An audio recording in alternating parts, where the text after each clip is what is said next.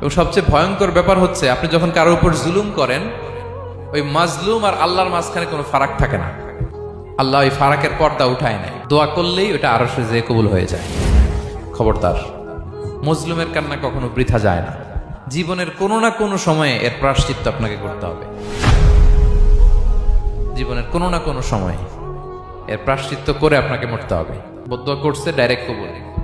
খবরদার আমার পেনাঙ্গের ভাইয়েরা, আমরা যেন জালিম না হই। In it's any form, operation in it's any form, যেই কোনো ভাবে, যেই কোনো ক্ষেত্রে, যেই কোনো ধরনের হইতে পারে জুলুম। কাউকে আপনি ছোট্ট কোনো কাজে ঠকালেন, বন্টন নীতিতে ঠকালেন, হ্যাঁ, জমি মেরে দিয়ে ঠকালেন, আমানত মেরে দিয়ে ঠকালেন, ইন ইটস এনি ফর্ম যদি জুলুম করে থাকেন, খবরদার, মজলুমের কান্না কখনো বৃথা যায় না।